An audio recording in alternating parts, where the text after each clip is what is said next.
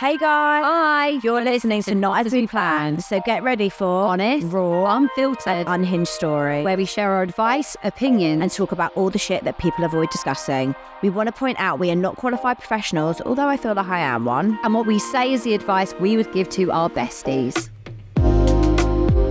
Hi guys, welcome back. Hope you've all had a lovely week. Unfortunately, you're still a bit poorly, aren't you? Finally bit the bullet and called the doctors. I felt like I was getting worse again. Honestly, I hate to like mine. We needed antibiotics. Yeah, well, a few people had messaged me on Instagram and they were like, Kylie, the only thing that has got me better, I had to go to the doctor and get antibiotics, and that they think I have a sinus infection. So I'm hoping.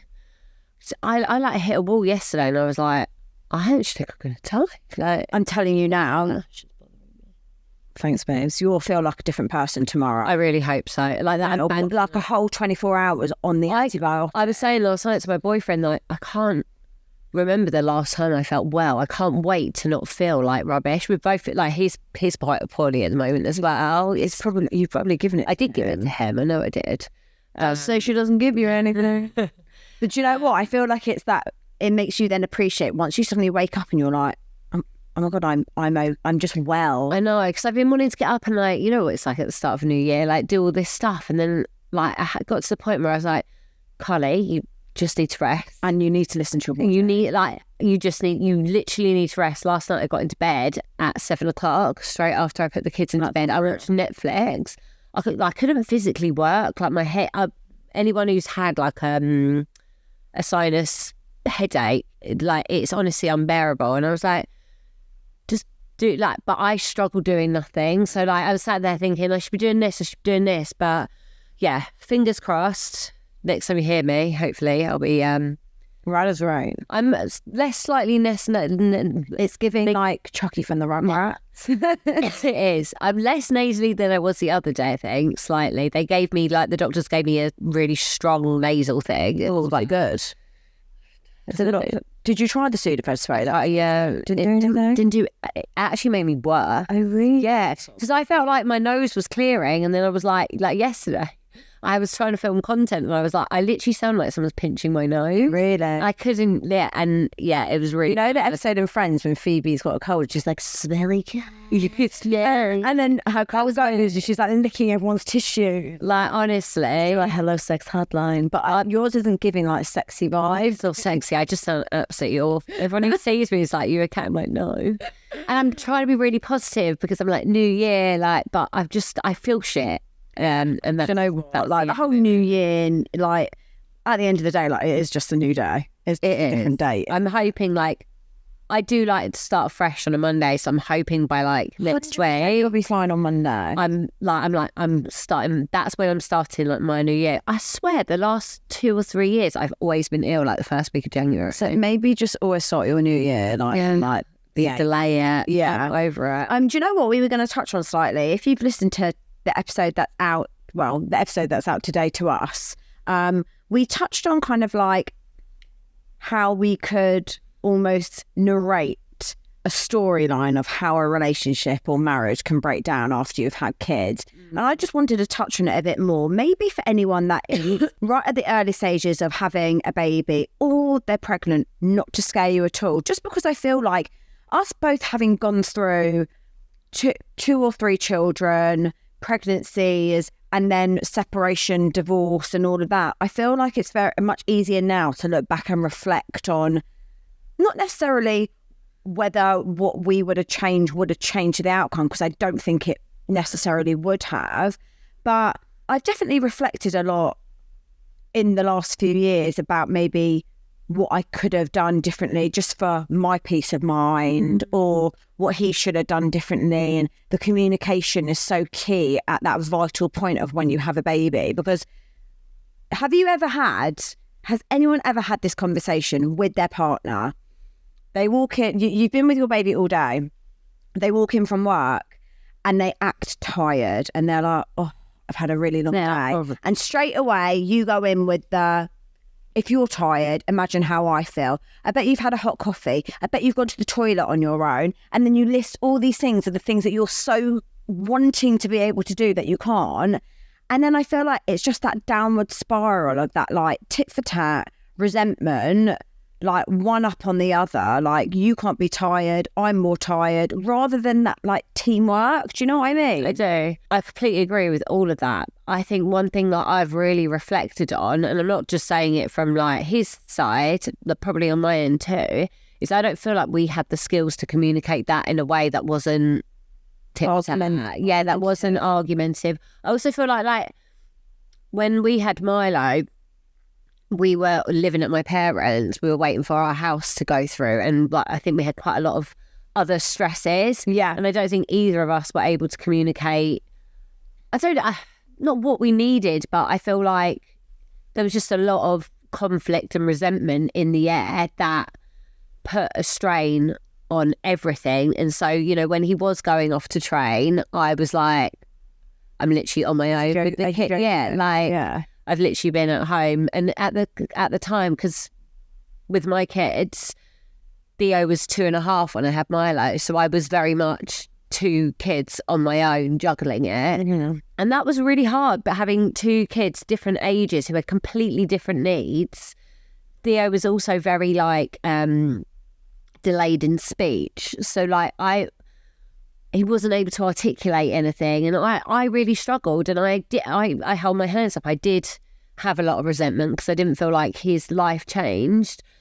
I feel like if I knew what I knew now, I feel like I'd be able to articulate that better rather than go in on the attack. I feel like I'd be able to have that conversation better. Obviously, you don't know what the other like that takes both of you having that kind of mindset. And my biggest advice would be to try and get that communication right. And do you know what? It's easier said than done, because in the moment when you are sleep deprived and, you know, your needs aren't being met in terms of you're always last on the pecking order. Like, I was trying to work as well as raise 2 kids on my own. Like, it is hard to get it right. And I think we need to almost not feel guilty for not being able to always articulate it well. So normalising that kind of like struggle period between a couple, like dynamics completely change. Like, not only are, as mums, we suddenly like put ourselves last, which is inevitable. Like, I couldn't sit here now and say to a new mum, like, make sure you think of yourself as well. Like, it doesn't happen. But I think the thing that then the men also struggle with is they go down in the pecking order, and as you like have another child and another child, all they're doing is going further down on the pecking order. Do you know what would have really helped me is if that was articulated?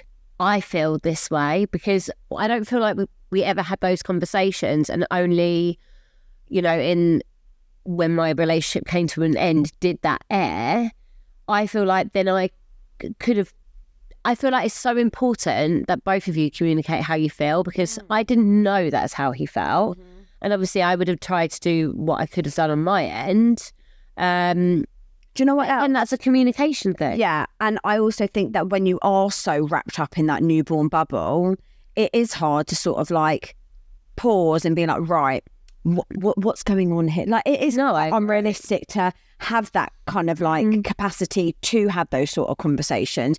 I saw this thing once. I don't know if I reckon you'll disagree. Okay. I feel like we might be on different pages here, but it said that you should prioritize your partner over your children, because for your children's sake as well. Because if you do not prioritize your partner and your relationship breaks down, eventually you're going to only spend 50% of the time with your children. And it's like, I saw this man was on like a podcast. This bit I don't maybe agree with as much, but he would come in from work and he'd always go and kiss his wife first, and the kids would have to wait, and he'd be like, I'm going, no, he wouldn't specifically say like, hold on guys, I'm going to mummy first, but he would always show them like his wife and his partner is his priority. And if anything, it almost gave them that like boundary of understanding like relationships as well. I don't know, I'm sort of like maybe slightly torn with that bit. I would never like reject a child if they came and like hugged me first and be like, no, hold on, I'm going to hug your mum. Yeah. But there is something that I do agree with about making sure that like your partner is a priority, and then you both work together to prioritise your children. Yeah, I agree with that, but I feel like it's really common that I don't mean like your baby's crying and your husband's just come in and ignore the baby or anything. No, but I feel like it's really important that that's received on both ends. And I think that is the biggest, like for me, I'll hold my hands up. Like as soon as I had kids, they were my number one priority. I'd never felt anything like it in my life. And I think I wonder whether that's where, but I don't think that's something you can necessarily control. Like even if someone told me you should prioritize your partner, I think the love you feel for a child, and obviously some people are naturally more maternal and more like, I look back at how I was in the first few years of having children. I was that parent that was utterly obsessed with my child. Nothing anyone would have said about prioritizing my ex-husband would have I couldn't help how I felt. I had this real protective instinct. They were my world. They gave me a sense of why I'm here. Yeah, like all I've ever wanted in my life was to be a mum. But I also didn't necessarily feel like I was a priority. I felt like, you know, working out was a priority for him. And I don't think it's just children. I think there's lots of other things that people prioritise. There's some people who prioritise work. There's some people who prioritise their social interests. So I feel like that's almost like a man's escape of like, I'm not getting the attention anymore, so I'm going to now go and like find my place at the gym. I think people have different needs. I think some people don't require that. Like there's some people who like that quality time and who like that, you know, physical touch and stuff like that, and like that attention. And then if that's taken away, I agree, they might go and seek that elsewhere. But then I think there's other people who maybe just enjoy doing things for themselves more. I think there's different. I think everyone is so different. I don't think we can necessarily generalize it. I agree. I believe you should be pouring into your partner as much, but I also think that needs to be reciprocated both ways. I think it's really hard when you're trying to give to someone and you're not getting it back. Do you know what I was thinking about? Because obviously, like we both said in our current situations where we stand with the people that we're dating, you've got kids, he's got kids, same as me, don't want any more. And there is that aspect of like knowing that if you were to have kids with them, dynamics change, you know how difficult it is. You won't have that one-on-one time all the time. Do you ever sit there and think that like if you did want and have kids with him, that like that it would be so different with the knowledge that you have now? I think because I feel that way, it's almost like I want to like project that knowledge onto people that are at that early stage. Yeah, no, I agree. So it doesn't, because I feel like there are ways to avoid that. Like, you know, what I was saying is when you build up that resentment and then things kind of go downhill and then you're not having sex in the bedroom, quite rightly, the woman's feeling not herself. She doesn't feel confident. Her body's completely changed. The man is probably thinking like, oh, like she doesn't love me anymore. Why doesn't she want me? Like she cringes when I touch her, like not getting any action. They're at work, they get their ego stroked or they get a slight bit of attention. They're like, oh, like, that's what I miss. Like, oh, it's fine. Like I'm only just going to receive a bit of like a few flirty words here and there. And then before you know it, he's having a full blown fucking affair. You're at home on your own dealing with the kids. And I'm not saying for a second that women are to blame for the men straying. Absolutely not, because I feel like that's them being weak rather than communicating their needs. And it isn't only men that stray. No, I understand. Sorry, I shouldn't really say that. I think it's generally, yeah. But I don't know, I just feel like there are sometimes situations where it can be avoided if you genuinely have that, not necessarily knowledge. I'm not saying that people need to like, well, actually, people do need to learn to communicate. Unfortunately, like you spend your years going to school, honestly. And don't you think, like, I'm not saying that there should be a lesson about like relationships and how to deal, but like how to deal with. There should be a curriculum that incorporates relationships and how to have and how to communicate properly. I absolutely think that is such a vital skill to learn, both in relationships and friendships and workplaces. You know, like when you obviously have like antenatal and you're like go on a course to and for me like antenatal classes were just such a fucking waste. Like you pretty much learn about the birth and then no one really teaches you about what happens once you have a baby. I feel like there should be fucking workshops for like the emotions. Keep the marriage, in other words. Yeah, like like, honestly, like, I really do. agree. Like, I just feel like there's such a lack of people talking. Also, you won't have a friend probably turn around to you and be like, or men more so, I think, because they don't really talk to their friends about this sort of stuff. It's always at surface level, football, yeah, did you see that goal? But like, oh mate, like my wife like doesn't ever want to have sex. Like they don't talk about it. So I feel like it's almost like this hidden secret of like, oh, you make out your marriage is really good. You're happy and you're I never spoke about anything like that to anyone, not even my close. Also, it's embarrassing. Yeah. When we spoke about it, my friends were like, promise me if anything ever like that happens again, please speak to us. And I was like, no, I would.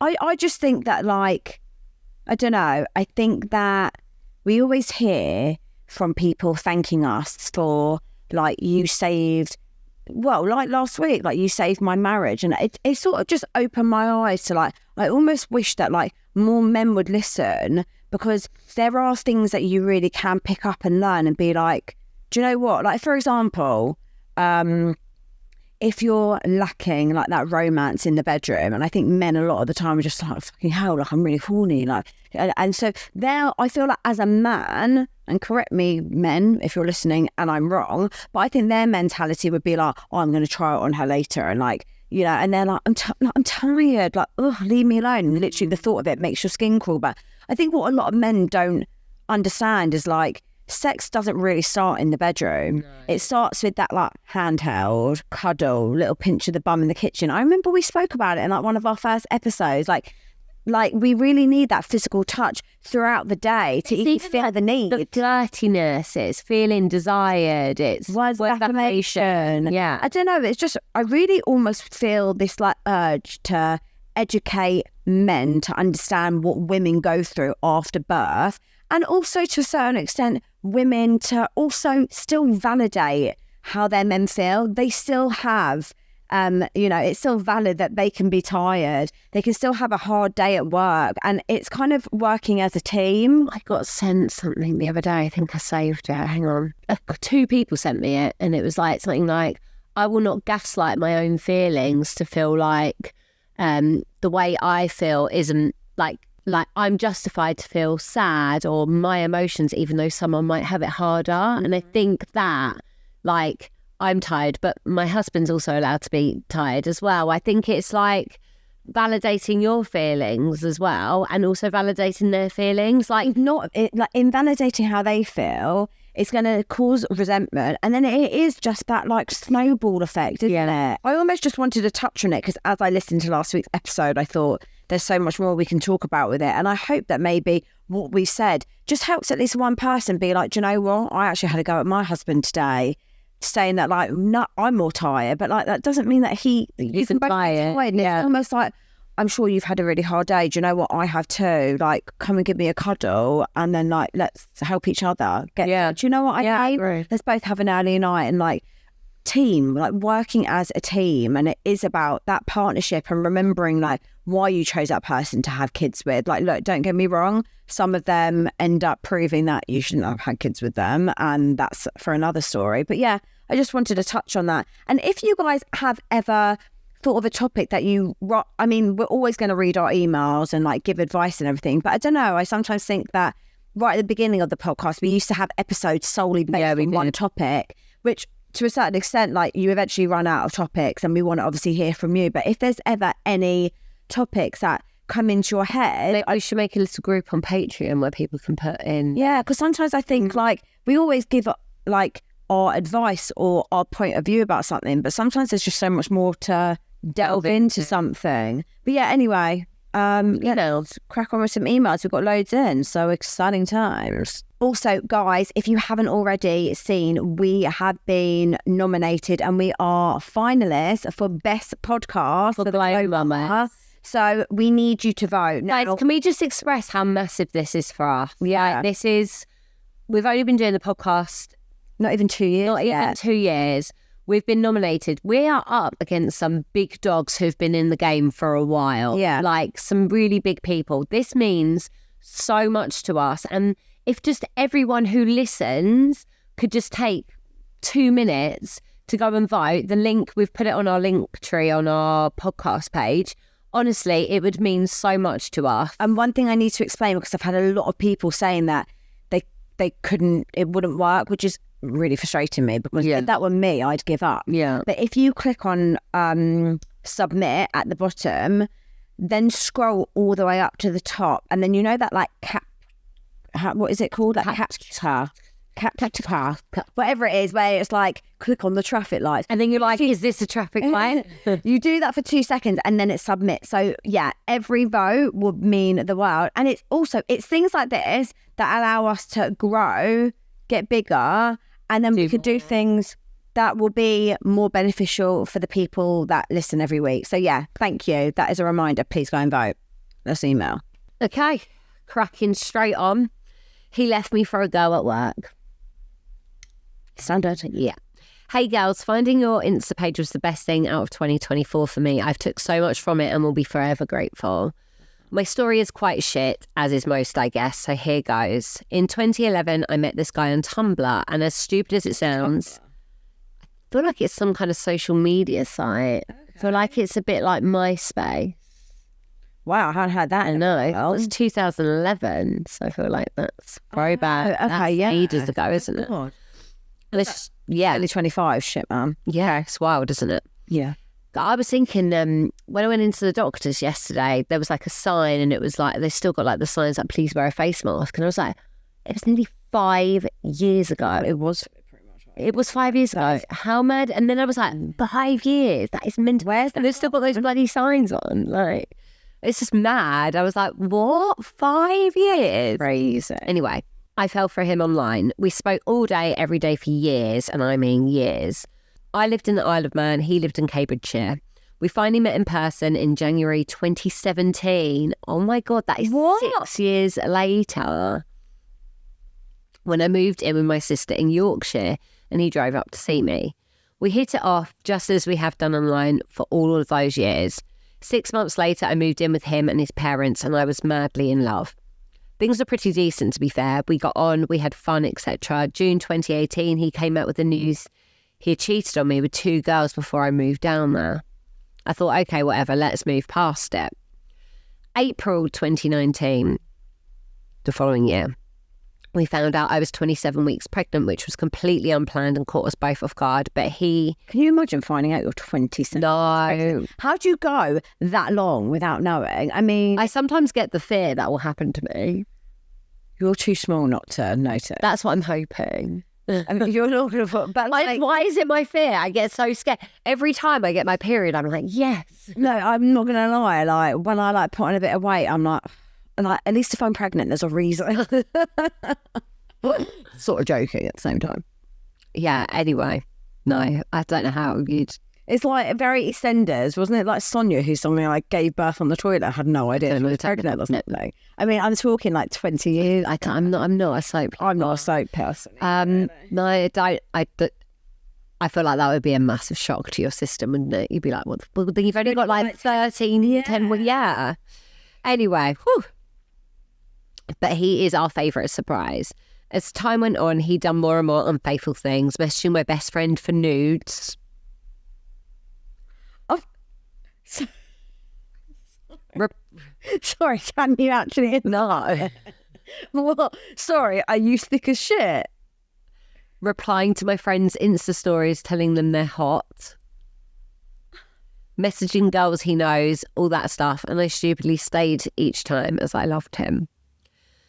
Fast forward to December 2022, I fell pregnant with our second, again unplanned. We worked through the worries, etc., but it wasn't plain sailing. He didn't come to a single scan appointment, didn't buy a thing for the baby. I was in hospital from 33 weeks of preeclampsia, and he was just no support at all. Baby boy came along June 2023 and was in NICU really poorly. He came to see him for about 30 minutes a day and then went home to game. Oh, and went home to game. I didn't make sense in my head. I was like, what do you mean to get, like literally to gaming? Yeah, I get it. Like PlayStation. I also found out he was using Tinder during all of this. Stupid me stayed. Oh my God. So now fast forward to October 2024. I'm grieving the loss of my dad 6 months prior, and I find out he has been chatting to a girl from work for about 2 weeks. I found out on my dad's birthday. as I went on his phone as my gut was telling me to. First time I had ever done it. Suddenly the constant golf, the late night driving range trips, the visits to his parents all made sense. My heart shattered into a million pieces. I've never felt pain like it before. It is now January. He has been with this girl for a month and we are getting on brilliantly, but I can't help but feel I'm still holding on to hope. When he comes to see the children, we are cuddling, we are chatting, we're eating together. We may have even slept together a good few times. Oops. He is being an amazing dad. He's being a better boyfriend now. He isn't my boyfriend. My question to you girls is, should we consider trying again? We never had any time apart or breaks or anything like that over the 8 years. And I wonder whether that's what we needed. Sorry this was long and hope to hear your advice on the podcast. No. Sorry. Absolutely not. He's only being a better boyfriend because he gets to do what the fuck he wants, babe. Like, he hasn't changed. He hasn't improved. He's not going to be good to you. He's sleeping with both of you at the same time. He is now doing to her what he did to you. That should be enough for you to realise he's never going to change. Are you willing to share him? Not just like a one-time thing. He's done it numerous times to you. And these are only the occasions you've found out about as well. I'm sorry to I'm not trying to put bad thoughts in your head, but like you said, like it's the first time you've gone down his phone. Like imagine if you'd gone down there a year ago or what, like, no, this man is unfaithful. Like he's not going to change. It's not a child. That really shocked me. I thought she was going to be like, I'm really upset, but your podcast has helped me get through it. No, listen to us now. We don't, I think very often literally point blank be like, no. But we are. Yeah, we absolutely are. Like this is an absolute, all that will happen is the same pattern will repeat. Because he knows he can get away with it. There's no remorse. I mean, you didn't actually mention like how the breakup happened. Like, I'm assuming he ended it with you if you're already questioning whether you should like give him another chance, because it doesn't sound like you would have ever let him leave. Absolutely not a chance in hell. All you're doing is wasting your energy, your time when you could be... I think you need to start doing the work and working on yourself and finding that self-worth and realising that he doesn't deserve another second of your time. No. No. Please keep us updated and take our advice. Please. Are you ready? No. This is a title that is just not okay. Go on then. Slept with my nurse from my midwife team. Huh? Like, oh wait, he did. Yes.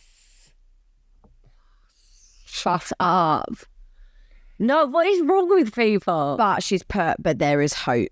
Read this. Okay, are you ready? Hi, girls. I just want to first apologise for War and Peace, but I promise there is a good reason. You girls have saved my sanity and life on many occasions. My relationship breakdown started during COVID when my little girl was 12 months. I found you girls, and my God, in my world where I felt so alone, you made me feel so heard. Organise an event up north, please. We're listening. Taking note. Watch this space. In the words of Craig David, rewind 2020. Rewind. With a crossy box later. I've been with my ex a year and a half and fell pregnant. Not when we had planned. Well, I mean, nothing planned. But we were both of the mindset that it was going to happen anyway. And he had 2 other kids who I love and adored. I say love and adore because they are my little girl's siblings and will be in her life forever. I'm 6 months pregnant during COVID, living in the north, away from all my family and friends, and my instinct was telling me something was wrong. Even though we were in lockdown, he would stay out. I mean, illegal. Telling. Or work late or be very silent when home and never show his phone. Honestly, I'm born in the wrong fucking era. I want love left. Same, with wax stamped and light. And a spritz of aftershave. Do they have that in their photos? Sure, they had some kind of scent. His Samsung watch lit up when he was in the shower and it showed a girl's name. No.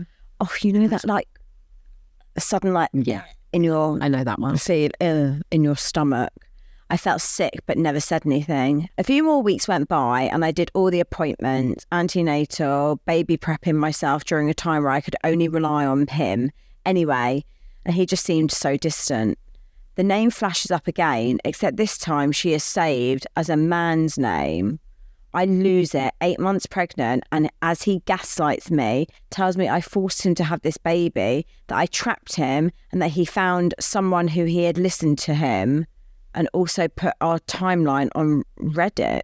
What's Reddit? It's like a site where people give opinions on things. Oh dear. So he put our timeline on Reddit, and the Reddit readers also confirmed that I had trapped him. I mean, what the actual fuck? When I met him, I was a single girl with my own flat, great job and no baggage. I took him on, so who was the one trapped? Anyway, I hid this all from my family as I was embarrassed. I mean, we can relate. Yeah.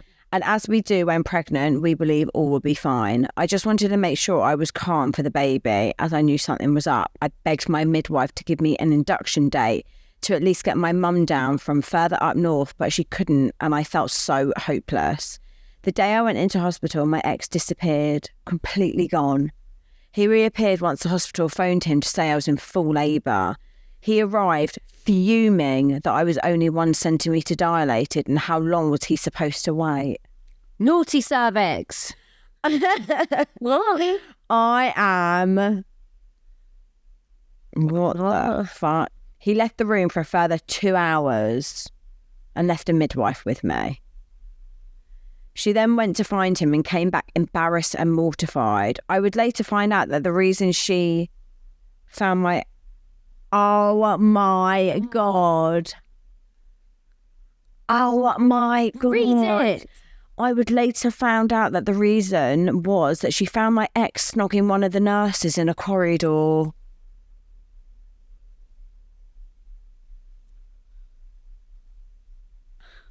What? Also that corner. I thought, what was you doing?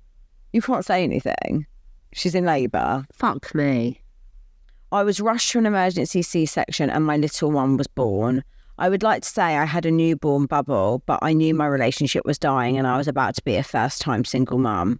The first 4 days I hoovered, did everything. I tidied up to try and do everything I could to keep my ex and show him how amazing I could be. But it was no use. After a week, he gave me a list of 15 things wrong with me.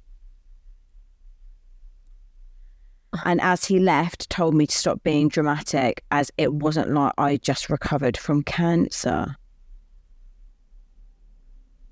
Where do we find these people? Who brings these people up? And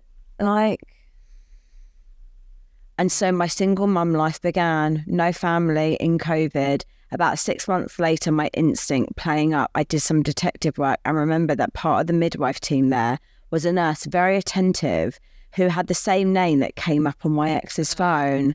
Lo and behold, I found her on Facebook with photos of them together on weekends away, in her flat and on holidays once the COVID ban lifted. At this time, he is not being a dad, he is a babysitter, and I confronted him. He confirms that he's been seeing my nurse as she listened. He then admitted that he had been around Amelia when he had her for hours at a time while so young. Oh, is that her name? I bet no, she'd been around the baby. The nurse must have been around the baby when she was so young. So, right, that's the baby's name. Must be. I was livid, but I kept my cool. Most mums would think I'm mad, but all I could think about was my daughter. Up until about a year ago, she wouldn't speak to me, get out of the car or even look at me when Daddy Daycare did his few hours. So, a year ago, I snapped and went out to the car and asked her to get out.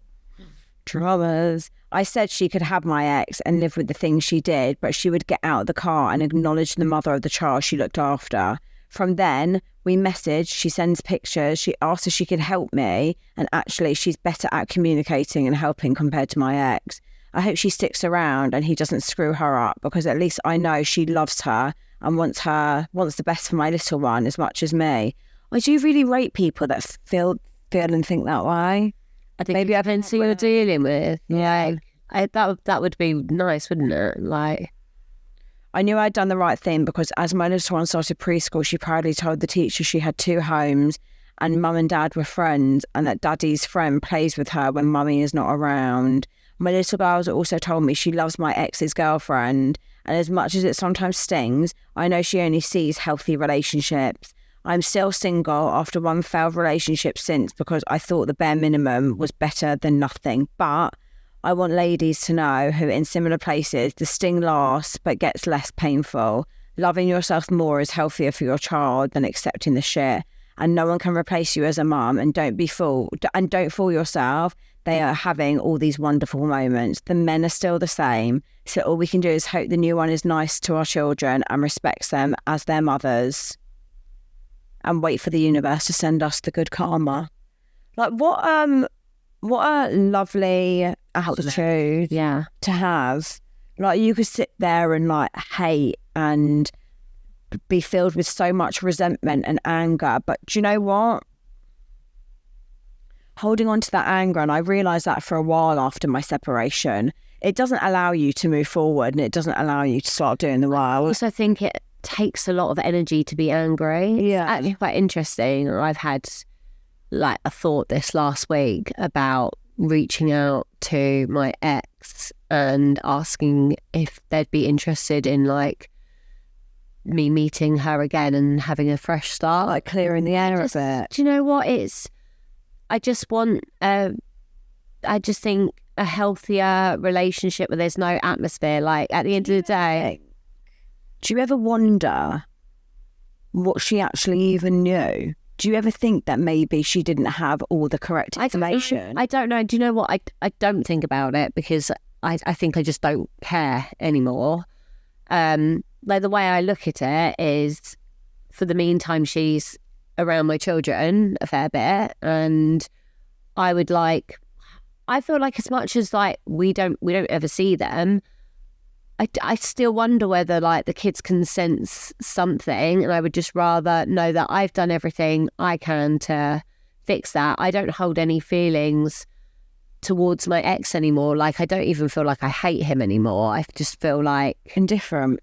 Yeah, I feel indifferent, but I also feel really passionate about just making sure we do the best by our kids. And I feel like, I don't know if it's this new 2025 Carly, but I want to be responsible for protecting my energy, and just, my grandma's always said to me, always be the lady. And I don't know, I feel like it's my olive branch, and, you know.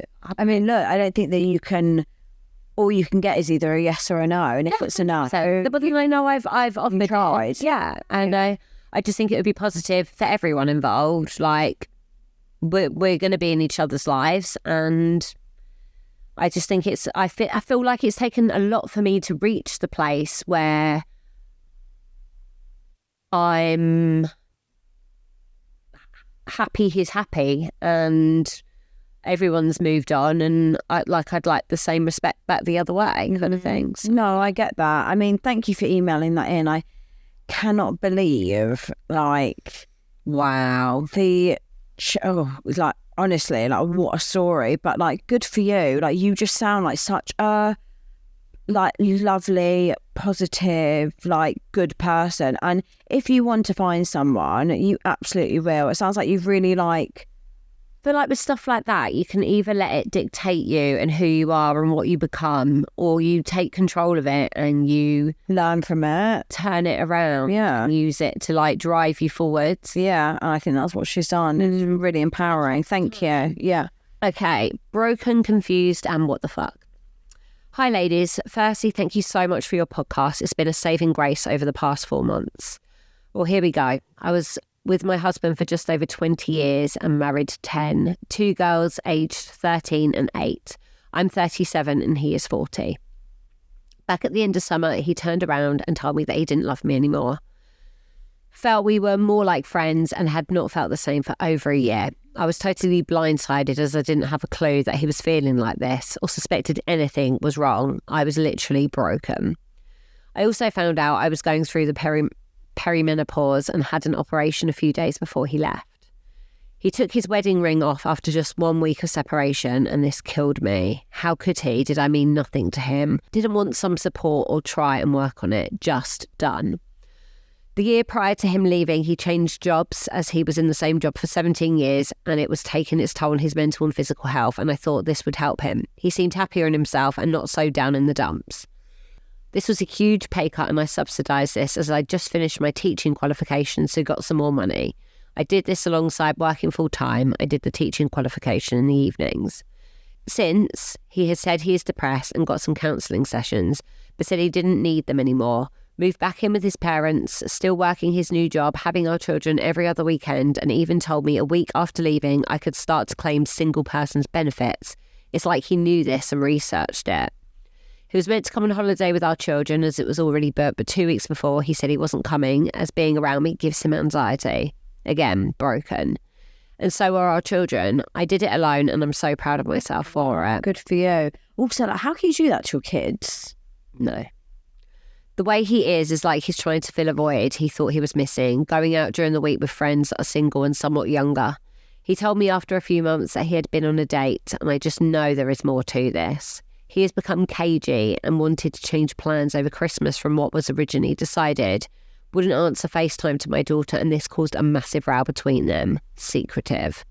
Made passing comments that you would always finish a relationship before starting another when discussing a friend's affair. I'm trying to build myself back up. My confidence is at an all-time low and I am a shell of myself. Grateful for any suggestions, support or advice.